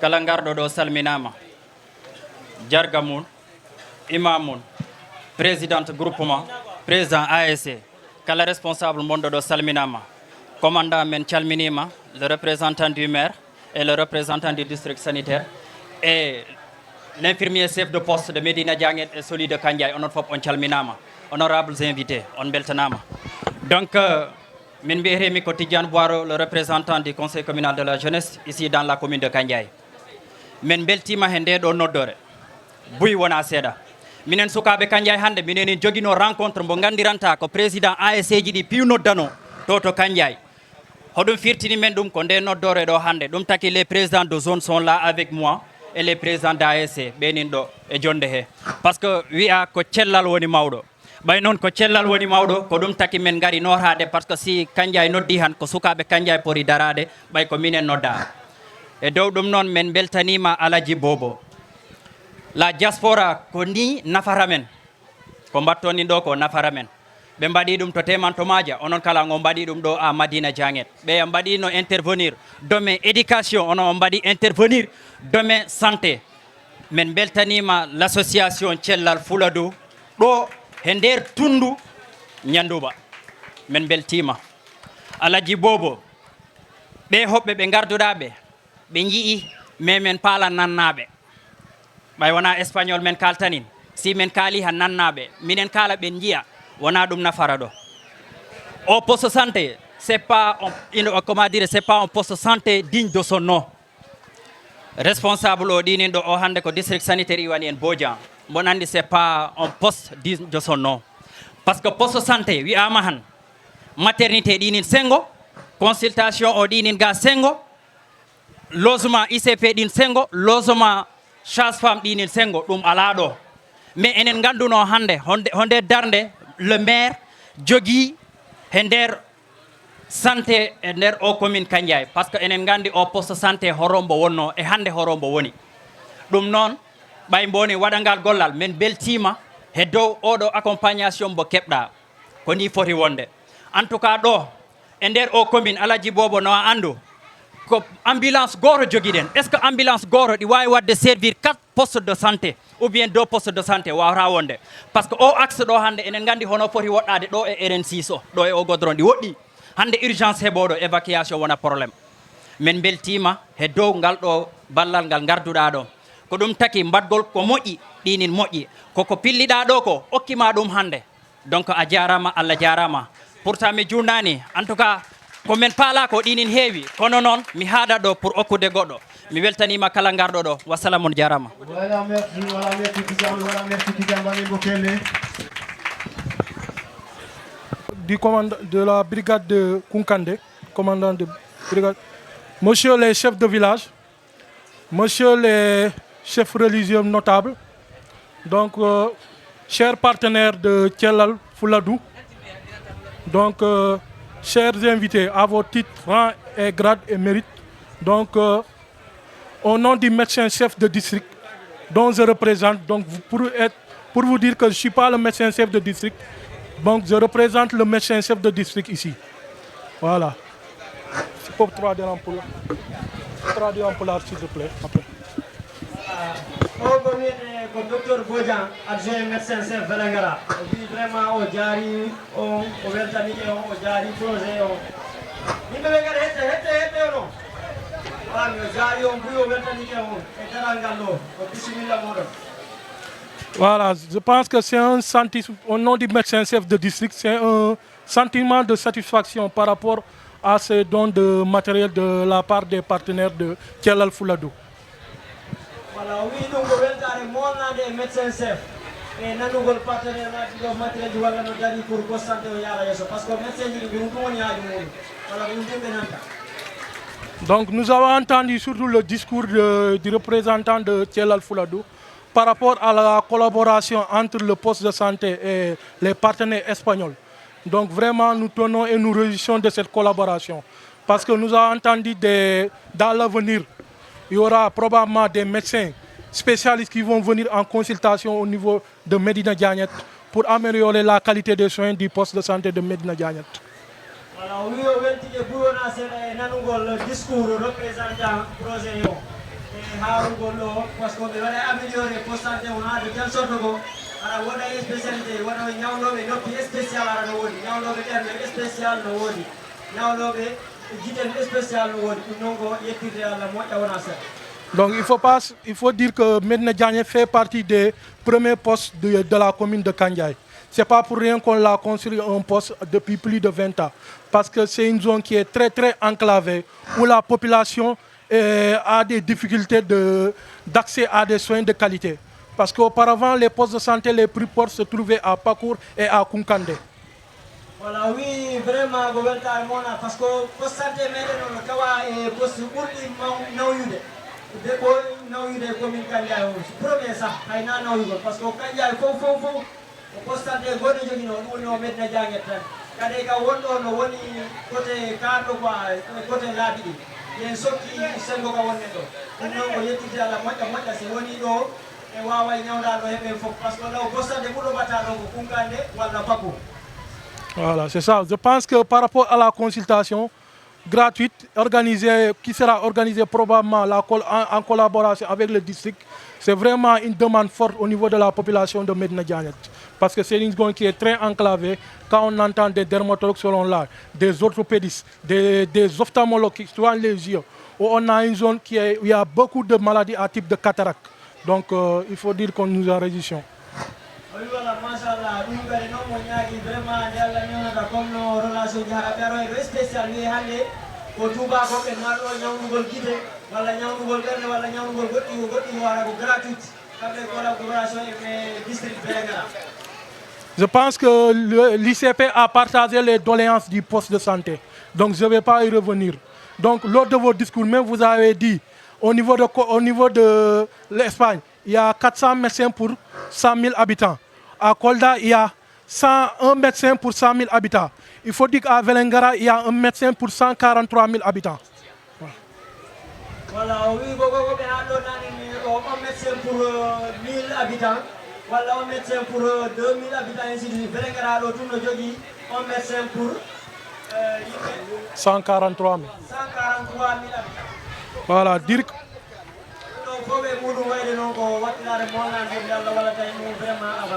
Donc je ne vais pas revenir sur les infirmiers. Il faut dire auparavant, avant l'avènement d'un projet qu'on appelait ISMEA, à Medina Djanet, il n'y avait qu'un seul prestataire. Il n'y avait pas de sage-femme. Donc avec l'avènement de ISMEA, mais aussi en collaboration avec la commune de Kandiaï, donc je pense que le poste a bénéficié d'une sage-femme au niveau de la maternité. Et on espère qu'il y aura plus, en plus d'une sage-femme, il y a un adjoint ICP, il y a aussi des acteurs communautaires qui sont là. Vraiment, moi j'ai un projet qui est parce que le projet comme le projet pour la rénover ISMEA.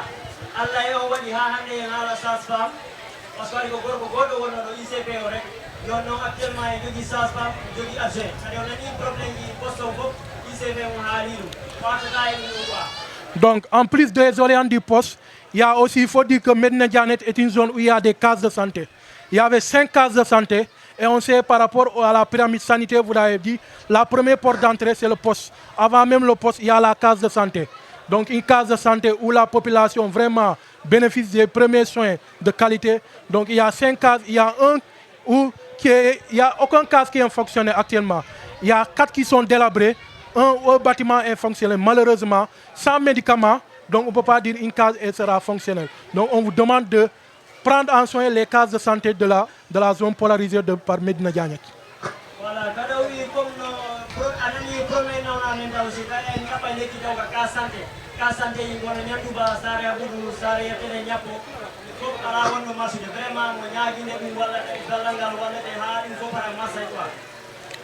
voilà, en plus de ça, on remercie vraiment les prestataires du poste de santé de Medina Djanet. Les prestataires, les acteurs communautaires surtout du poste de santé, les cases, qui font vraiment un travail remarquable. Quand on voit certaines pathologies, surtout ces années-ci, on voit que le pali a diminué. Je prends un exemple, le pali a diminué dans la zone parce qu'il y a des stratégies qui sont menées et ce sont souvent des stratégies communautaires. Et c'est les acteurs communautaires qui le mènent et de manière gratuite. Donc c'est le moment de vraiment les remercier, les acteurs communautaires du poste de santé de Medina Djanet. Oui, vraiment, il m'a dit ICP, SASFAM, AIC, Matron, pour polariser pour santé Medina Djanet. Parce que c'est wala ustima wala e donc comme no wimi tan ko ICP ta wawata AIC ta wawata collaboration mabbe e nanodiral mabbe e wakkilare mabbe ɗum waddi ha ñawji hewɗi no ɗusti ɗum Allah e fawodiral mabbe usugo yimɓeɓe yaaka hôpital. Voilà, remercier aussi vraiment le maire de la commune de Kandiaï. Bon, on peut dire c'est vraiment un des maires, je peux dire, dans le département ou bien dans le district, vraiment qui comprend que la santé est une compétence transférée. Donc on voit dans Kandiaï, dans la commune de Kandiaï, il y a 3 postes pour le moment. Il y avait un poste, 2 postes. Donc il avait une nouvelle création qui est à Saremadia, construite par la commune. Il a mis en place des prestataires au niveau de la commune, des adjoints, des sages-femmes, et c'est la mairie qui paye. Et dans l'avenir, il compte construire même un poste de santé à Takoudjala. Donc comme vous savez, la commune de Kandiaï, c'est une commune qui est très très vaste et enclavée. Donc dans l'avenir, construire vraiment un poste, c'est quelqu'un vraiment qu'on remercie quoi. Voilà, oui, kademo jara maire on essaie comme ko buwana seda parce que ko maire andudo vraiment côté wakili côté cellal parce que dernier poste santé ay 2 postes santé wono wadi do sare madia wala programme go tabu yala il faut ko andugol côté cellal ngal no wonde nafore mo jara buwana seda. En tout cas, merci. Je n'ai pas l'habitude de remercier. Vraiment, je remercie encore le maire. Et on l'encourage vraiment sur ce qu'il fait pour sa commune. Pense à la doléance par rapport à l'ambulance, ils l'ont dit. Donc, insistez dessus. Car surtout, vous avez Medina Djanet, c'est une zone où les routes sont ne sont pas de bonne qualité.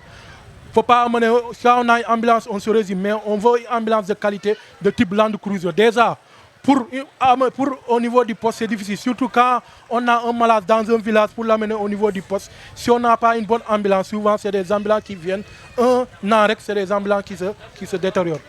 Voilà.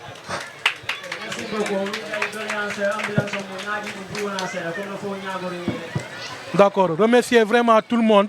Et vraiment, je vous remercie la population de Medina Diagne au nom du médecin-chef de district. Merci beaucoup. Voilà, merci. Merci beaucoup. Merci beaucoup.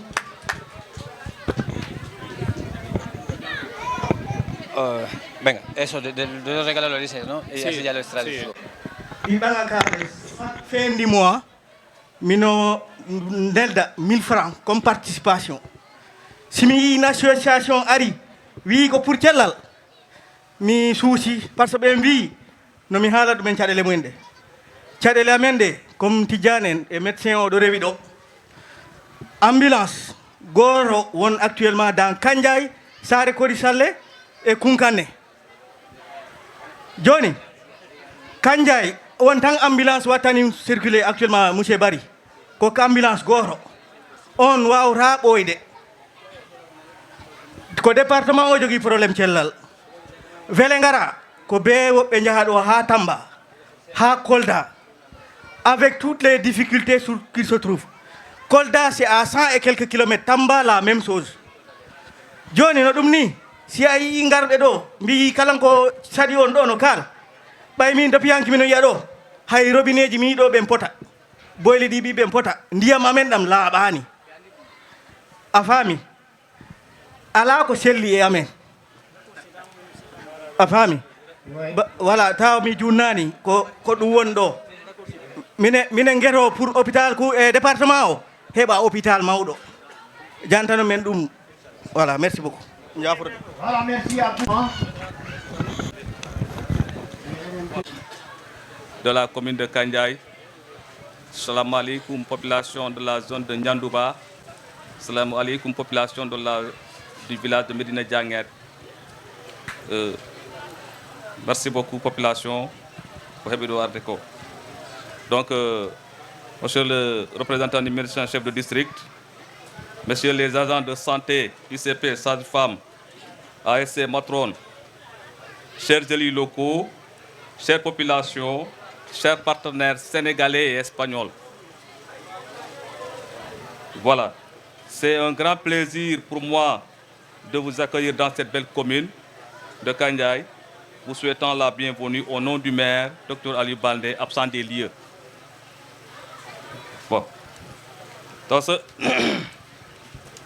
prenons exemple sur Mamadou Moustapha Bari.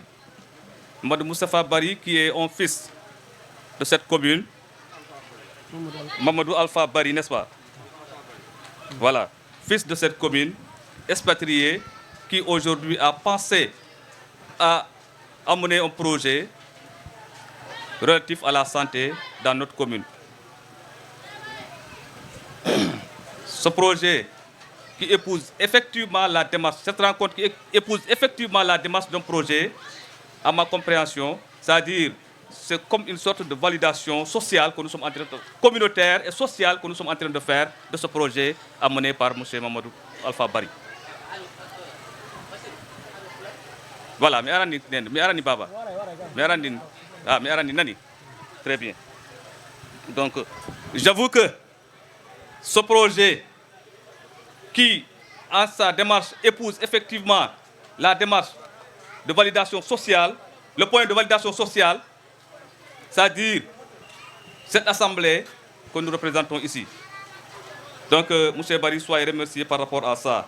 Et si ce projet se réalise, je dis bien que si ce projet se réalise, et je prie au bon Dieu que ce projet se réalise, et s'il se réalise, sachez que M. Bari, vous nous aurez enlevé une grosse épine du pied.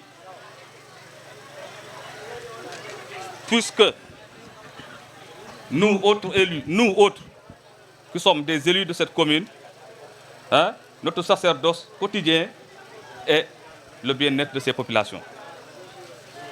Sachez que M. Bari, nous vous remercions, M. le maire, vous avez le merci du maire, et que nous vous aimerions que vous intégriez dans le projet. Dans ce projet, comme l'a dit l'infirmière chef de poste, les travaux lourds, c'est-à-dire qu'est-ce que nous considérons quelque chose de lourd, c'est-à-dire la réalisation, c'est-à-dire la construction d'un logement pour ICP, pas ICP du moins, voilà, construction d'une maternité, une ambulance, parce que nous sommes avec une seule ambulance dans toute la commune, la réhabilitation du poste de santé, la mise en place d'un logement, la construction du logement de la sage-femme. Franchement, nous aimerions que vous intégriez ça dans le projet. Ok. Donc, mi arta e pulata mi tonga parce que en boyi do. Mi salmini fop ko wari do ko, gor fop e ndemun e yettode mudum. Démarche gondo do hande o ko effectivement démarche d'un projet parce que on va présenter le contexte, les objectifs et la justification du projet. Donc c'est une démarche. Aujourd'hui, c'est comme si elle est en validation sociale du projet. Hein? Et nous non, comme monsieur Barry, ado weltana buy, ado jara, ado douana kadi. No andu no mbadda do ni. Wodi kala mbaddo ni to sedi ko sari maga. Du domaine de l'éducation. Et nous appelons tous les autres expatriés de notre commune à faire comme vous. Bada no mbadda ni. Ko woni dum siwrode ga wodaga. Ko woni dum addude ko nafara ka wodaga. Dum min nyaagi eda expatrié kala mbada non. Ngandon non monsieur Bari. Cadele kuɓaraɗo nder commune Kandiaye ɗo. Cadele ɗe kuɓaraɗo. Ko haala ɗo ko heewi e juuri. Mais mi tawri infirmier chef de poste o. Ɗum woni monsieur Diallo. Mi tawrimo par rapport e ko mbo wi ko. E ko min mbi ko parce que ɗi yajani minen commune o ɗi yajani minen. Il faut ballon minen la construction de la maternité. Hay si ko o maternité poste santé ɗo mbaɗan ɗum minen taw c'est déjà bien. Min paala ballon minen ambulance. Parce que l'ambulance goro won do dans toute la commune. Min pala ballon minen kalang ba no minen réhabilité poste au santine peinturé watte ko yakki ko peridi. Min pala ballon minen sage femme o heba logement. Ko men jogi ko di yaaji. Golle mawde di mbade. Pourquoi mbimi golle mawde di mbade? Hande. Nous sommes en train de vouloir réaliser minen pala wadde réaliser hande. Poste santé temanto ala jeyi on mahama minen paala wadde poste santé temanto maaja on udiranni minen jogi poste santé comment dire minen paala poste santé lengewal on kala ɗi e chantier wonani e chantier ɓoyra inchallah e taku jala donc ɗum ɗon ɗi yajani minen franchement minen jiɗi ballon minen ne so resque nangano minen hay sikko poste goro han e tawa vraiment c'est un poste digne de nom voilà donc vraiment ko ɗum mbinomi mi haala hen. Wassalam, merci. Hacer una donación de un ordenador con un programa informático para poder registrar todos los pacientes que acudan al poste de santé. Ɓe addonori poste de santé on ordinateur hiɓe programme nder ɗo o inni wo Diallo kala ko nattini ɗo ɓe anda patiente ɓe hannde ko Diallo ari ko honno muusiɓe ɗo ko honto sengo hon ko ɓuri nawnirde ɓurta nawnirde joni noon ɓe programme hanki ɓe ari ɓe hollimo Diallo waɗi essayé woɗi woni wo siko jang si Diallo ɓayde wonno courant laɗo on ɗo so utilise batterie on ha batterie on lanni Diallo so windi ko beaucoup ɗum e batterie ɓe ko nattina ga dattoje ɗe fof kanko gila ton kala Diallo ko ngal si duttu ko famani fi affaire nawnare no wawi ɓe contacté par email ɓe jaaboto mo sino woodi ko ɓe neldata kaydi inda fi on nawɗo ɓe nelday ɗum woni oɗo ordinateur ɗo ono nawat pour Diallo tunde Diallo ɓay pour consultation joni ɓe si Diallo si yeeyi oɗon postudante ko ɗo woni ok e on projecteur ɓeyni ɓe addanima ɗo ordinateur noon ko pour no Diallo ko consultata ko watta kon so windi ka ɗum ɗo makko ɗo ko consultata yimɓeɓe ɗon ka registre makko o winda ɗo à la fois ko ɗo o windata ko registre e o winda ɗo kadi wo affaire o fof yaada ko kara han noon kadi ɓe anda ñallal uɓen lewru ko Diallo woni arde nawnare honde ɓe jogui par ce que no woɗo arde yimɓe fof ara ɗo ara ko nawnare wotere wona joni noon ko ɗum ɓe addi ɓe hokkima ɗo projecteur ara si goɗɗo no wol so koynete to o branchima ko ordinateur ɗo ko image ko ɗum adorno ɗo nde udre ɗo ɗum noon siko nder salle ton ha siko salle on ko peinture laaɓo ton wanka formation so jogui wano réunion ni ko faala honude yimɓe ɓe har nawigol ni adda kaydi ni ɗum ko ni signe ɗo waɗa ni essentiel aɗo ok o yahay tan o waɗa o projecté ko on nekka tan kanko tigi o jooɗo ɓeyna ɗum ɗo ko ni e ni way ni e ni way ni e ni o jannaɓe kamɓe kadi so ɓe aroy kamɓe tum médecin ɓe ɓen so faala yidde ɓe holli nder image ɗin walla e conseil ji woɓɓe goo ɓe daara tun image on haɗa ɓe jooɗi ɓe daara image on ɓe nano oɗo kadi ko pour hôpital ngal ñande yeyi ɓe ko pour na hay fi goto jeeyi ko fi hôpital ngal woni oɗo ok joni Diallo halfinama ordinateur et projecteur o halfinama eyyi o halfinama eyyi ko ɗum o wiya eyi o ñande o yata kala o ko acca ɗo c'est bon ok c'est bon ƴettu kadi Diallo wa tegu affaire on dow ɗo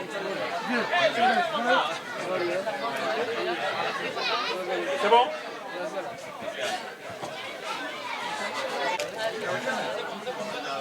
Casino.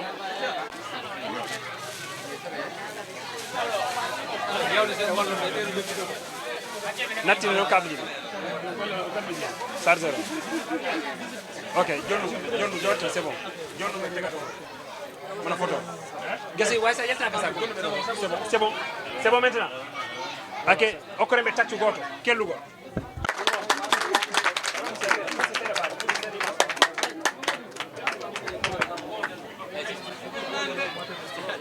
Nengi come halfimo ora un drapeau un progettero aha ayi mi andi yo ayi mi Mohamed. Oh Mohamed. C'est Mohamed, c'est comme ça. Mohamed, c'est tout ça. Oui. Ah si, Mohamed, c'est tout ça. Oui. Oui, tout le monde.